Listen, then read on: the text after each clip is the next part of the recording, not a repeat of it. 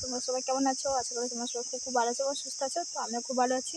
তো দুপুরবেলা আমার রান্না কমপ্লিট হয়ে গেছে বন্ধুরা। তো রান্না বান্না করে এই দেখো দেখতে পাচ্ছ আমাদের এই তেঁতুল গাছের গোড়ায় ছায়া আছে আর বাতাস দিচ্ছে দেখতে পাচ্ছ হালকা হালকা করে।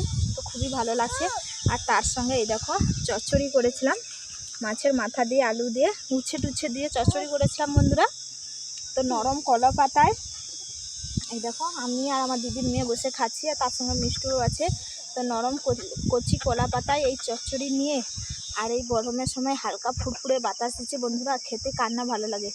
তার উপরে আবার চুরি করে নিয়ে এসেছি বন্ধুরা, বাড়িতে শাশুড়ি মা বা কেউ জানে না, চুরি করে নিয়ে এসেছি। আমাদের মতন কারা কারা এইভাবে তরকারি নিয়ে এসে কলা পাতাতে এরকম গাছের তলায় বসে খেতে ভালোবাসো কমেন্ট করে জানাবে। দেখতে পেয়েছো মিষ্টি আর এই দেখো আমার দিদির মেয়ে হুমুড়ি করে খাচ্ছে বন্ধুরা। তো চলো আমিও একটু খেয়ে টেস্ট করে নিই কেমন হয়েছে। আর